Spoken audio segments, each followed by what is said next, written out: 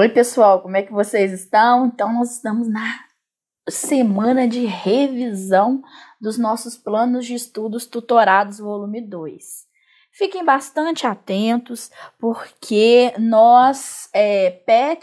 o preenchimento dos planos de estudos tutorados é a garantia, sim, da sua carga horária, não é só nota, tem que ter a presença, né? É isso que nós estamos sempre conversando com vocês.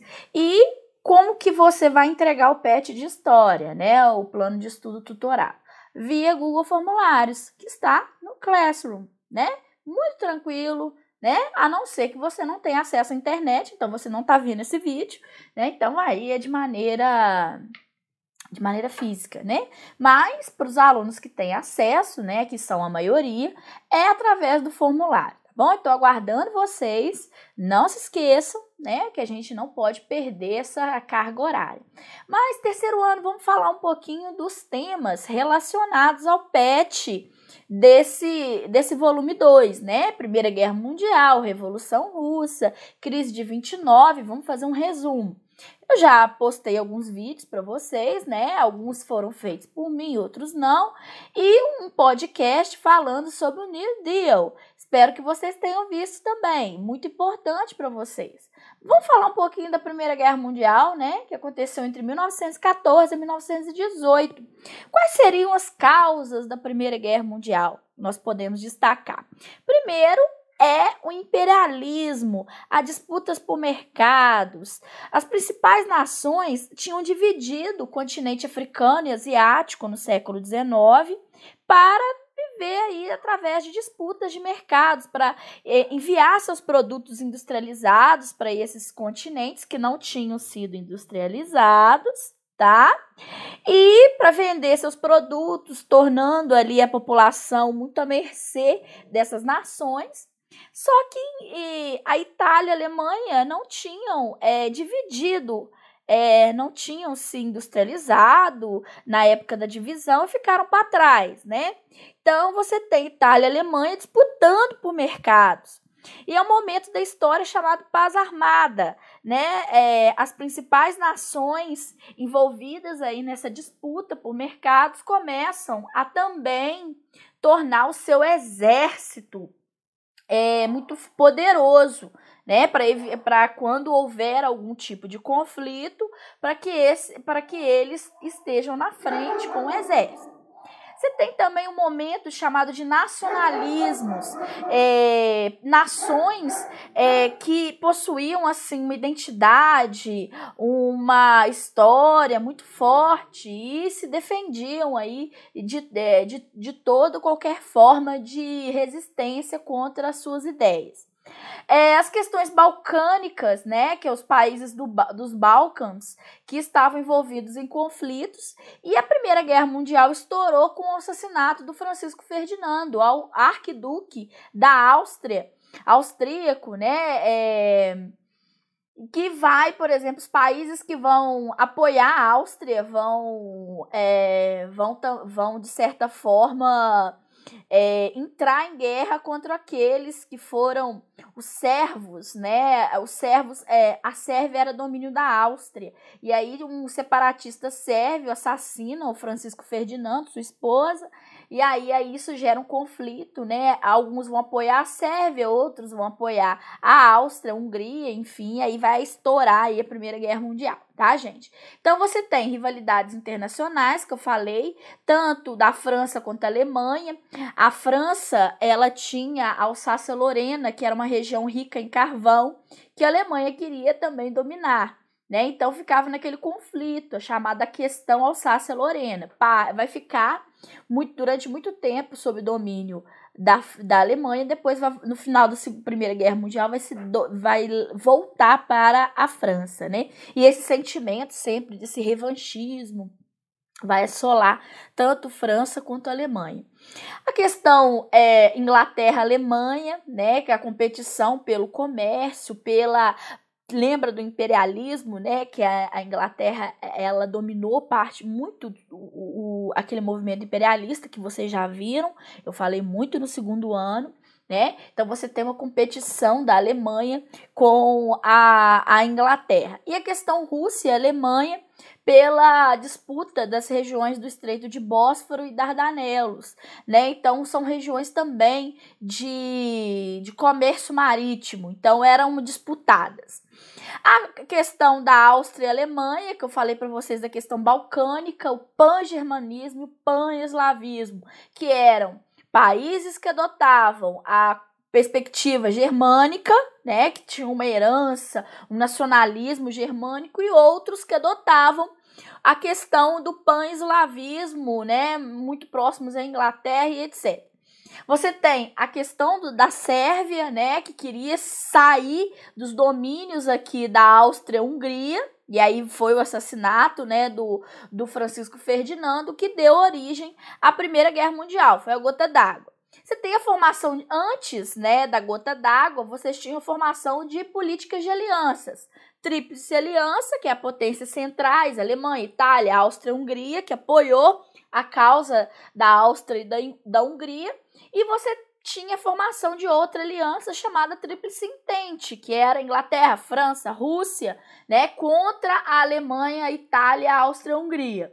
Né? Então você tem a formação de alianças, e quando foi a gota d'água, que foi o assassinato do Francisco Ferdinando, arquiduque da Áustria, formou-se, essas alianças já estavam formadas, chamada Paz Armada, isso eu já falei, e aí estourou a Primeira Guerra Mundial. A primeira etapa foi entre 1914 e 1917, que é o chamado avanço alemão.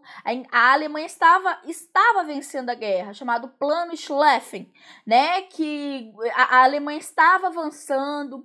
Ela tinha desenvolvido muito a guerra de trincheiras, né, onde as pessoas ficavam nesses buracos aqui, né, esperando o inimigo, guerras que não acabavam, não parava, 24 horas, aqui uma trincheira, essa região aqui onde eles ficavam escondidos, a Alemanha tinha inovado com isso. E a segunda fase da guerra, que é quando a Rússia sai da Primeira Guerra Mundial. Mas por que a Rússia ela saiu da Primeira Guerra Mundial? Pelo simples motivo de uma revolução interna que estava acontecendo, a chamada Revolução Russa de 1917, né?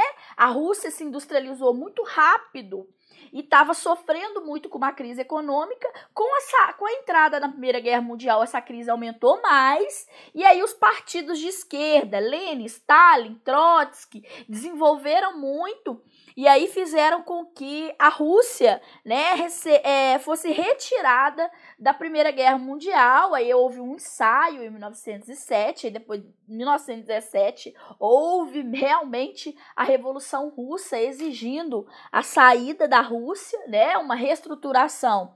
O Kaiser, na época, foi destituído do poder, o Partido Comunista assumiu, e aí ela se fechou internamente, dando origem aí à Revolução Russa. Ela sai da Primeira Guerra Mundial e, ao mesmo tempo, os Estados Unidos ingressa na Primeira Guerra Mundial. A princípio, os Estados Unidos eles estavam envolvidos na Primeira Guerra Mundial para vender homens e armas.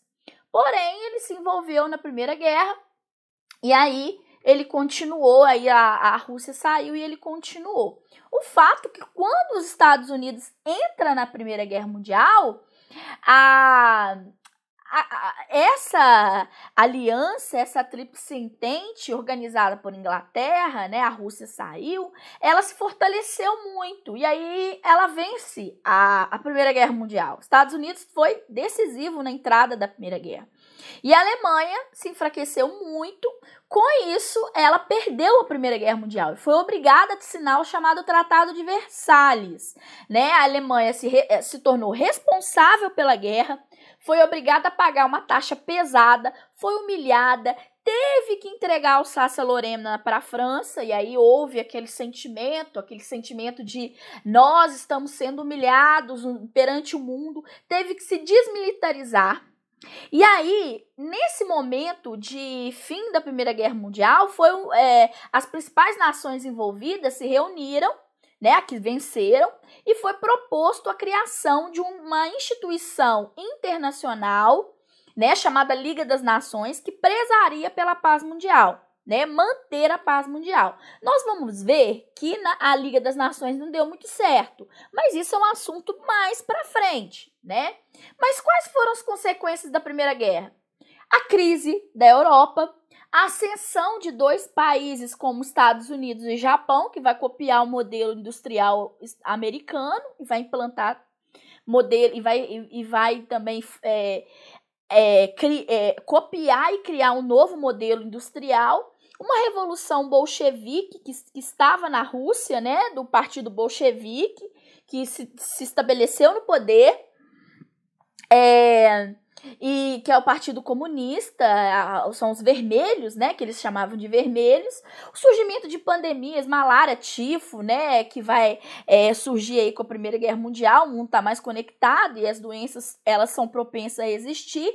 E a ascensão de regimes totalitários, tanto de esquerda, que estava acontecendo lá na Revolução Russa, na Revolução Bolchevique, quanto de direita, que é o caso do fascismo, nazismo, que vão se fortalecer muito. Repito, a Alemanha estava sofrendo muito com o fim da Primeira Guerra, então aquele sentimento, queremos revanche, queremos voltar aí à tona, ele vai continuar. Ascensão do fascismo, Fátia, a união de uma direita italiana. E aí, gente, o outro momento histórico que vai aumentar um pouquinho muito esses regimes totalitários realmente foi a crise de 29. Os Estados Unidos estava bem, estava no topo, estava um país que estava vendendo seus produtos para a Europa arrasada com a guerra, né? Mas a economia europeia conseguiu se recuperar muito rápido, né? Plano Marshall, né, que ajudou muito a recuperação dos países europeus. Então, assim, ao mesmo tempo, os Estados Unidos estavam ganhando muito dinheiro vendendo seus produtos para a Europa, que estava arrasada com a guerra, mas ela se reconstruiu. E aí, bola para frente, né? Parou de comprar os produtos americanos. Mas os Estados Unidos tinham se industrializado tanto que ele ditou um estilo de vida. É o chamado American Way of Life, o estilo de vida, a prosperidade americana, que não vai tomar conta do mundo inteiro. A Europa ficou durante muito tempo, né, comprando os produtos, só que quando ela conseguiu se restabelecer, ela parou de comprar os produtos. E aí a esperança é que os Estados Unidos vendessem para a América Latina. Só que era muito produto, era muito estilo de vida, era muita coisa, entendeu? Os Estados Unidos estavam industrializando, estavam produzindo muito. E aí gerou uma crise de superprodução, né? Ou seja, uma mecanização da produção, né? Salários baixos, e que não dava para suprir, comprar os produtos. Os Estados Unidos, eles são muito consumistas, eles não têm limite em compra de produtos, mas recebem muito pouco e aí se endividam muito. E aí uma recuperação da Europa, uma crise, uma especulação financeira, mas mesmo assim eles achavam, não, nós estamos produzindo muito, a indústria está de vento em popa. Só que de uma hora para outra, aquilo estourou, né? Dentro da Bolsa de Valores em Nova York. Isso aqui que vocês estão vendo é o dia em que houve o crash, a quebra da Bolsa de Valores, né? Quando falou assim, olha, os Estados Unidos quebrou, vendeu muito, mas também produziu muito. Era uma produção, uma superprodução. Então, vamos vender as ações das indústrias americanas. Mas todo mundo decidiu vender na mesma hora. E aí, crash, quebrou a Bolsa de Valores, né? As consequências foram uma grande depressão que assolou os Estados Unidos e foi para o mundo inteiro, né? Porque o mundo inteiro estava envolvido também com a industrialização americana. A crise do liberalismo, né? Que é a não intervenção do Estado na economia. Eu vou fazer um podcast falando um pouquinho sobre liberalismo. A ascensão do fascismo, porque olha lá, Itália e Alemanha estavam reconstruindo, né? Aí estava falando assim, olha o que está acontecendo nos Estados Unidos. Essa crise pode vir para a gente também. Então vamos fechar as fronteiras, vamos evitar essa crise. O capitalismo não dá certo, né? Então eles começam com esse discurso e a população apoia, vendo aquela crise econômica, né? Então vão surgir aí dois regimes totalitários, que é o nazismo, aqui liderado pelo Hitler, e o fascismo pelo Mussolini na Itália, tá? E aí, o governo americano decide construir um planejamento econômico, né, de intervenção estatal na economia para parar de produzir muito, né, para controlar o produto, para injetar dinheiro na economia, que é o chamado de New Deal, o chamado Novo Acordo. Como eu falei para vocês, os Estados Unidos estava sob o liberalismo econômico, né? Isso gerou uma crise de superprodução, porque o liberalismo não tem controle da produção, ele só quer produzir, né? Onde o Estado não intervém na economia. Resultado, crise. Então, o governo americano decide criar uma lei chamada New Deal, onde o Estado é mais interventor. E aí você tem a redução de jornada de trabalho, o aumento de salários, o salário-desemprego, né? Onde o Estado vai injetar dinheiro na economia. Empréstimos, a juros baixos, seguro agrícola, eliminação dos excedentes, criação de obras públicas, para poder o quê? Empregar as pessoas mesmo, né? Os Estados Unidos compravam o excedente da produção econômica para evitar que aquilo ali ficasse, as indústrias quebrassem. Obras públicas para dar emprego para as pessoas, né? Por um curto espaço de tempo, é claro, porém, né? Que essas pessoas tivessem dinheiro para poder pelo menos comer, né? Mas, como eu falei para vocês no podcast da semana passada, o que mesmo foi responsável por tirar os Estados Unidos da crise econômica realmente foi a Segunda Guerra Mundial, tá? Não vamos nos esquecer disso. E aí, gente, todo esse quiprocó, essa confusão vai dar abertura para os chamados regimes totalitários. Que, vamos entender um negocinho dos regimes totalitários, tá? As principais características: antiliberalismo, eles querem intervenção do Estado, o Estado é forte.